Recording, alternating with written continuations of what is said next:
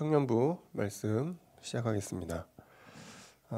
우리 로마서 1장 9절에서 15절을 읽도록 하겠습니다. 로마서 1장 9절에서 15절입니다. 내가 그의 아들의 복음 안에서 내 심령으로 섬기는 하나님이 나의 증인이 되시거니와 항상 내 기도에 쉬지 않고 너희를 말하며 어떻게 하든지 이제 하나님의 뜻 안에서 너희에게로 나아갈 좋은 길 얻기를 구하노라. 내가 너희 보기를 간절히 원하는 것은 어떤 신령한 은사를 너희에게 나누어 주어 너희를 견고하게 하려 함이니 이는 곧 내가 너희 가운데서 너희와 나의 믿음으로 말미암아 빛이 아니함을 얻으려 함이라.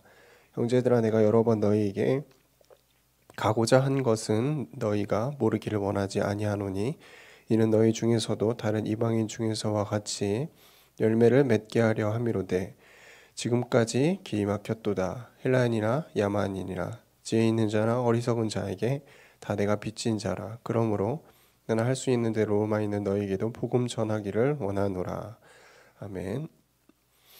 로마서 1장 9절에서 15절의 말씀을 가지고 우리 함께 말씀을 나누겠습니다.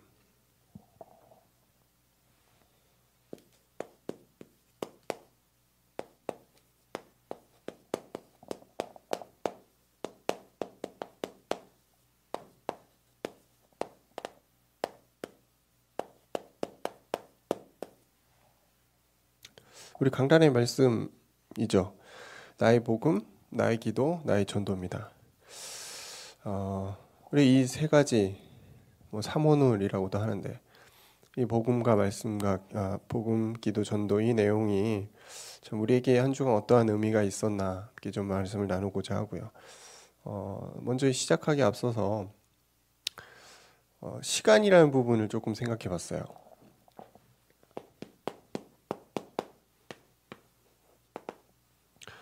누구에게나 시간은 동일합니다. 그리고 누구에게나 시간은 또 사용되고 있는 거죠.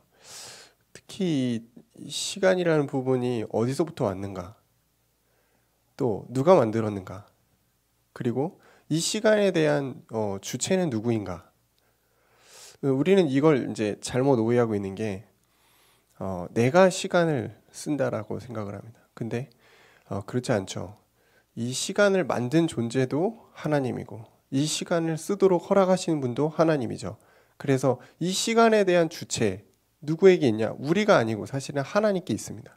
근데 이 시간이라는 부분을 두고서 요즘에 이런 부분이 많죠.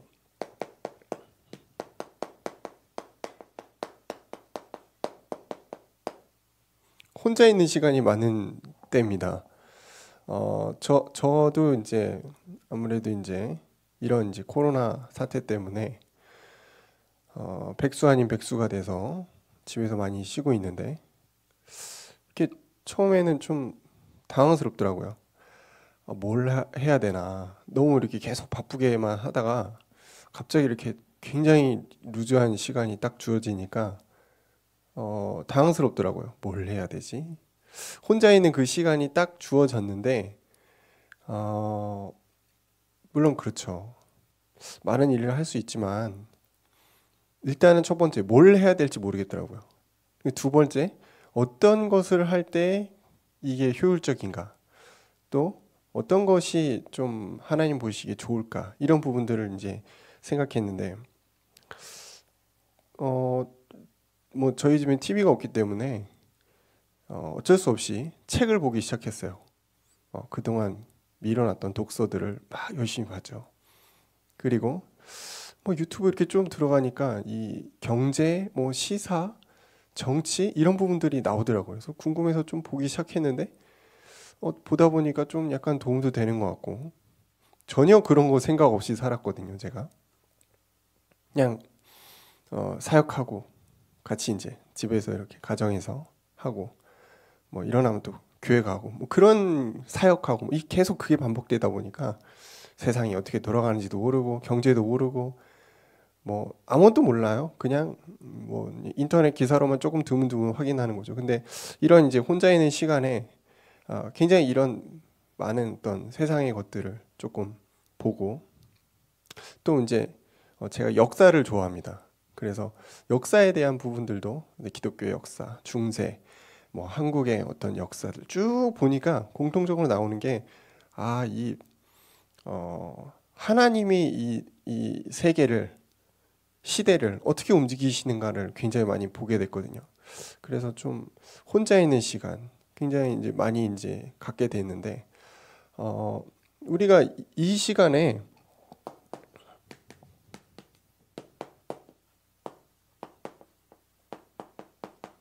무엇을 하는가는 참 중요합니다. 혼자 있는 그 시간에 남들이랑 같이 어울려 있을 때는 같이 가니까 뭐 주체적일 수 없죠. 그리고 어떻게 보면 약간 포장도 할 수 있고 그렇게 할 수 있는데 혼자 있는 시간에는 사실은 진짜 나를 드러내죠. 내가 무엇을 하려고 하는가. 그리고 또 무엇을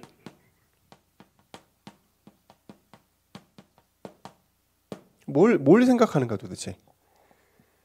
내 머릿속에 아무도 모르죠. 하나님밖에 모를 겁니다.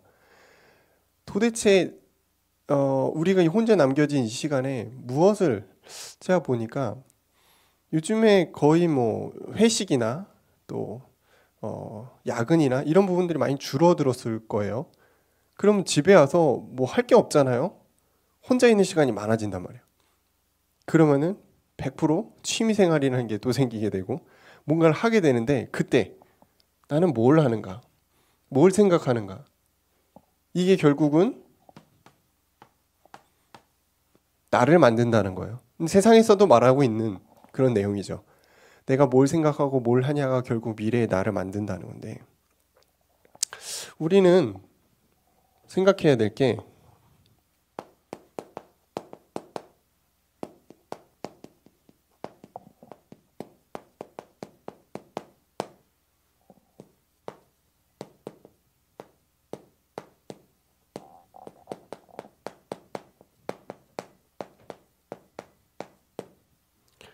두 가지가 있죠. 영적인 것을 따라가는 사람이 있고 육신의 것을 따라가는 사람이 있습니다. 로마서 8장 5절에서 6절의 내용을 보면은 이게 잘 나와 있습니다. 로마서 8장 5절에서 6절을 보면은 육신의 것을 따라가는 자 그리고 영의 것을 따라가는 사람 그게 이제 잘 나와 있죠. 로마서 8장 5절 육신을 따르는 자는 육신의 일을 영을 따르는 자는 영의 일을 생각한다. 당연히 그럴 수밖에 없습니다. 우리가 이 혼자 있는 시간 무엇을 하는가? 육신의 것을 따라가는 사람은 결국 육신의 응답을 받게 돼 있고요. 그리고 영의 것을 따라가는 사람은 영의 응답을 받게 돼 있습니다. 근데 육신의 생각은 6절입니다. 육신의 생각은 사망이요. 영의 생각은 생명과 평안이니라. 이런 구절이 있습니다. 육신을 따라간다라는 것은 결국 마음에 하나님을 두고 싶어 하지 않을 수밖에 없어요. 저도 이제 뭐 나쁘진 않지만 책을 계속 보고 그런 이제 시사나 이런 것들을 계속 보다 보니까 잠들 때 무슨 생각이 드냐면 야, 참 우리나라 대단하구나 또는 야, 이러다 큰일 나겠구나 이런 생각들만 계속 머릿속에 남는 거예요. 하나님에 대한 거는 잘 생각이 안 나요. 이상하죠. 육신의 그게 나쁜 건 아닌데 육의 것을 우리가 따라가다 보면은 우리의 마음속에 하나님을 두기가 참 어려워진다는 겁니다. 그런 것뿐만 아니고 싫어한다라고 성경이 나와 있어요. 우리 마음에 하나님을 두는 것을 싫어한다. 그리고 생각과 마음이 미련해진다라고 성경이 나와 있죠. 생각이 허망해지고 미련해진다. 이건 뭐냐면 걱정과 고민 속에 있다는 거예요. 결국 그렇습니다. 육신의 것이 어느 정도는 우리에게 있으면 좋죠.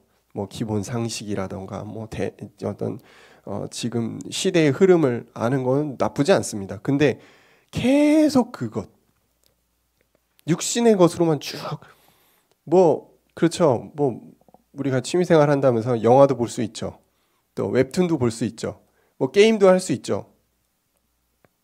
근데 계속 그것을 따라가게 되면 여러분이 하루에 SNS 뭐라고 할까요? 페이스북이나 인스타그램이나 이런 것들 하루에 뭐 1시간 뭐 그 정도 하겠죠. 근데 그 이상 계속 그 안에서만 놀고 있다면 그렇습니다. 걱정과 고민, 염려 따라올 수밖에 없습니다.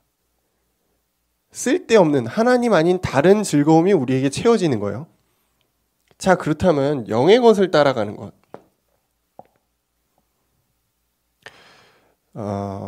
아주 우리 자기만의 그 시간 속에서 우리가 성경을 깊이 볼 수 있다면, 하나님의 말씀을 깊이 묵상할 수 있다면, 내가 그 시간에 찬양할 수 있다면, 여러분 영의 것을 따라가는 사람입니다. 이 영의 것을 따라가는 사람에게는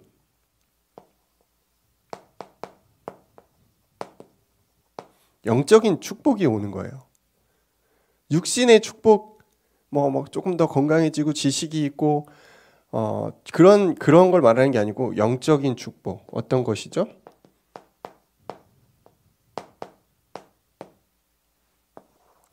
평안함입니다. 하나님이 주시는 평안함이 우리에게 오는 거예요. 그래서 참 이 시간은 하나님이 누구에게나 동일하게 주셨는데 나는 시간을 어떻게 사용하고 있는가? 하나님의 것으로 영적인 것을 따라가면서 나의 시간을 채우고 있는가? 아니면 뭐 그냥 사람들과 똑같이 어차피 남는 시간이니까 그냥 나를 위해 조금 더 투자하고 육신의 즐거움을 위해서 계속 따라가고 있는가? 뭐 좀 이런 부분들을 우리가 좀 고민해 봤으면 좋겠고요. 나의 복음입니다.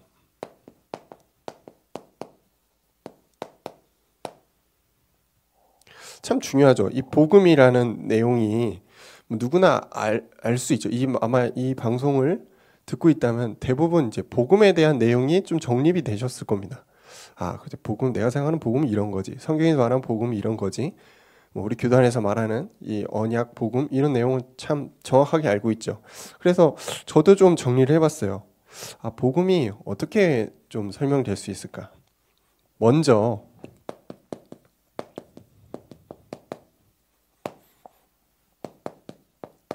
이런 전제가 나와야 돼요. 모든 사람이 죄를 범한 상태에 있다는 거예요. 로마서 3장 23절이죠.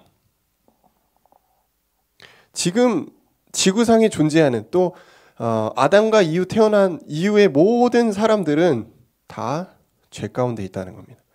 어떤 상태냐?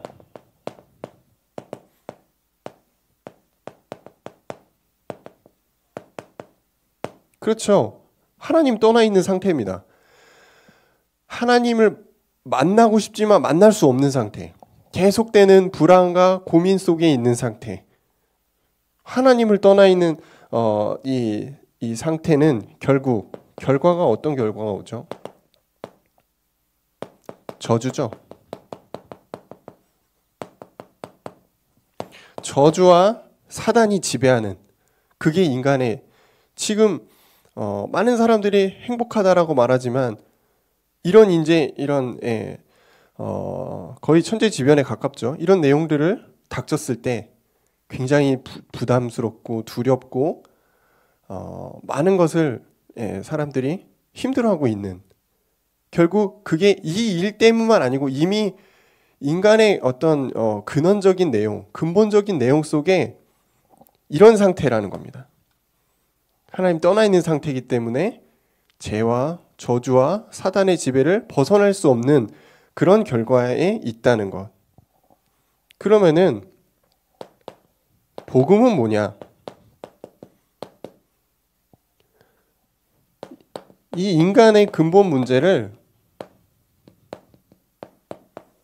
누군가 와서 해결을 해야 되는데 인간은 할 수가 없고 그래서 하나님이 오셔서 해결하셨구나. 제가 생각하는 복음입니다. 저는 약간 심플한 걸 좋아해서 뭐 여러 가지 뭐 성경 막 해가서 말할 수 있습니다. 근데 굉장히 단순하게 표현하면은 인간이 지금 이런 하나님 떠나 있고 죄와 저주 가운데 사단 가운데 있다. 그걸 이제 근본 문제라고 하는데 그 근본 문제를 인간이 해결할 수 없어서 해결할 수 있는 상황이 아니기 때문에 하나님 직접 오셔서 그 인간의 근본 문제를 해결했다. 저는 이렇게 이거를 이제 복음이라고 말하고 싶고요. 그러면은 이 복음이라는 부분을 가지고 하나님은 어떤 방법을 택하셨냐? 어떻게 하셨냐, 그럼? 인간의 몸으로 죽으시고 부활하셨구나. 그냥 인간이 아니고요. 하나님이 인간으로 오셔서 인간의 몸을 입고 죽으시고 부활하신 사건입니다. 죽음이라는 것은 피가 들어가야 돼요. 피 흘리지 않고 죽는 사람은 없습니다.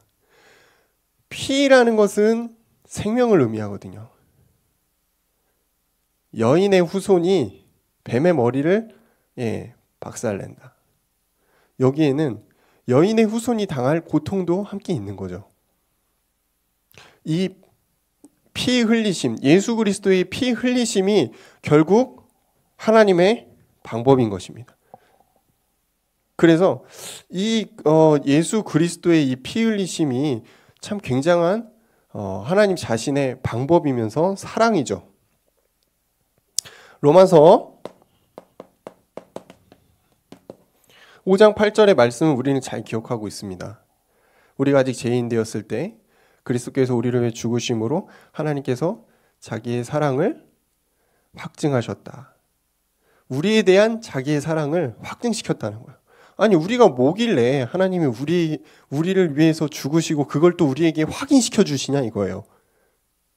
성경에 나와 있습니다. 우리가 하나님의 형상이라는 것을, 우리가 하나님의 자녀라는 것을 성경에서 말하고 있죠. 그래서 하나님은 직접 자신이 오셔서 자녀인 우리를 위해 죽으셨다는 사실이에요. 이게 하나님이 우리에게 보이신 방법입니다.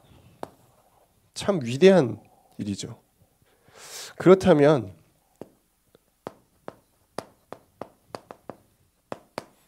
구원은 뭐냐? 이 예수 그리스도께서 하신 일을 믿는 것이에요.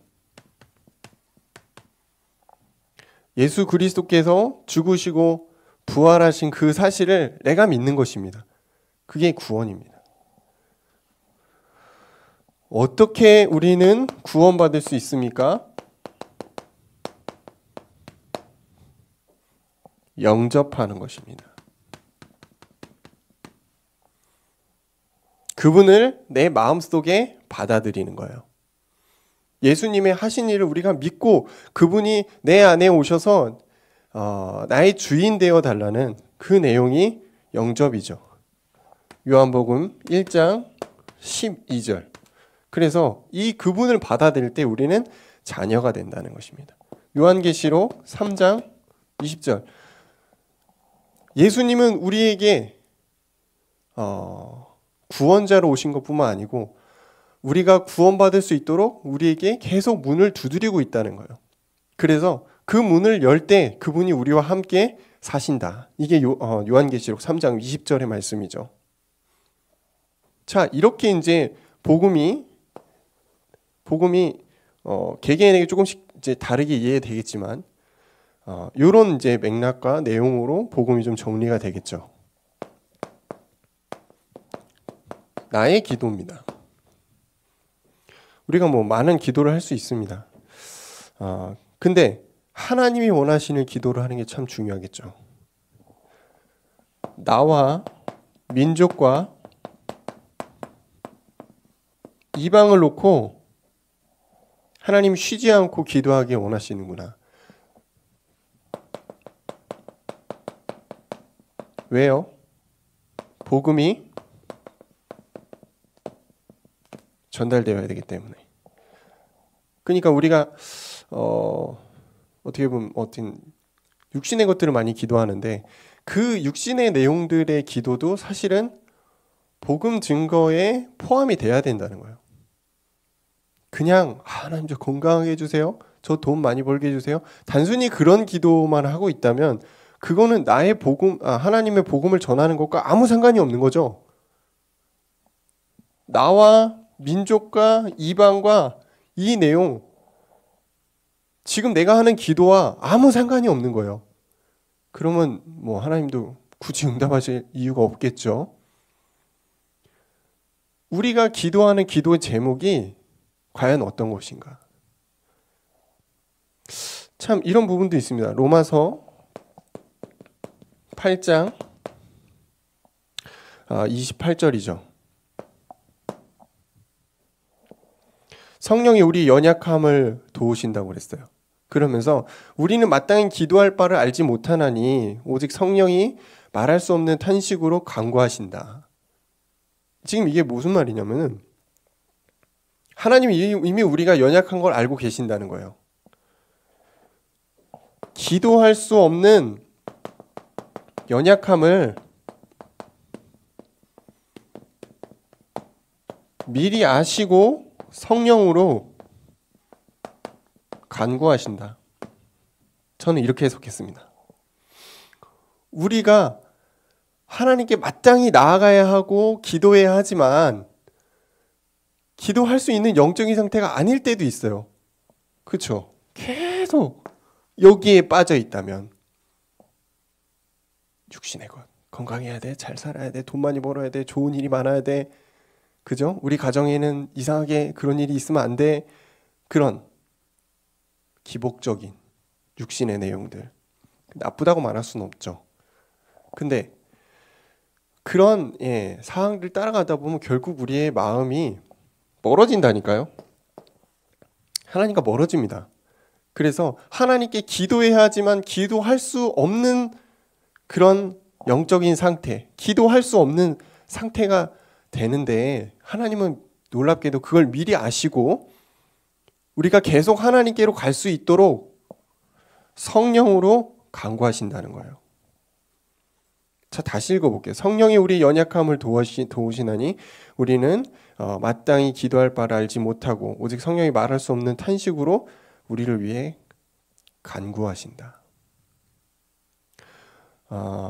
우리의 기도라는 부분을 성령 하나님이 기대하고 계신다는 겁니다. 그래서 참 기도하는 이 시간, 기도한다는 것은 참 굉장히 하나님 입장에선 기쁘신 거죠. 근데 무엇을 놓고 기도합니까?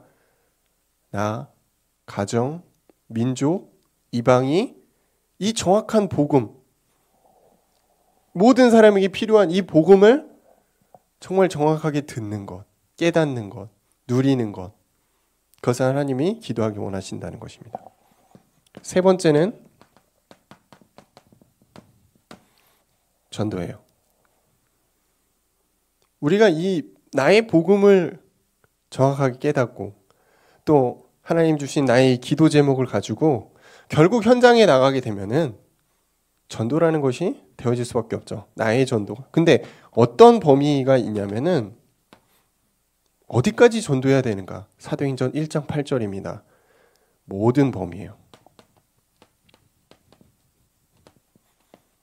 바울은 그랬습니다. 내가 할 수 있는 대로 전해야 된다. 그러니까 로마 시대, 초대교회 시대에 뭐 뚜렷한 교통수단도 없는데 그냥 걸어가죠. 말 타고 가고. 그래서 소아시아 그 광활한 대지를 바울이 갔습니다.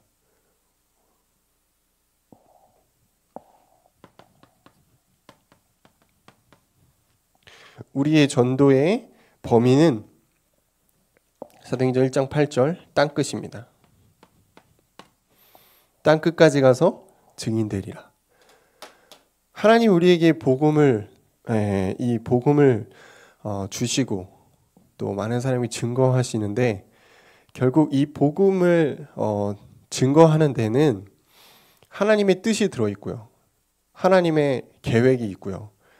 이 하나님의 계획 속에 우리가 하나님 원하시는 증인이 되기를 원하신다는 것입니다. 그래서 또 한 주간 우리가 이 나의 복음, 기도, 전도 이 내용을 조금 생각해 보면서 또 이런 이제 아주 중대한 시기에 코로나 이 부분을 통해서 또 하나님 우리 가정과 나 자신에게 어떠한 것을 준비하고 채우시는지 깨닫는 그런 시간 되시기를 주의 이름 축원합니다. 기도하겠습니다. 감사합니다, 주님. 나의 복음, 나의 기도, 나의 전도. 주님, 우리가 우리의 생각과 우리 수준으로 깨닫는 것이 아니고 하나님이 주시는 올바른 응답을 따라가도록 주님 역사하여 주옵소서. 예수님 이름으로 기도합니다.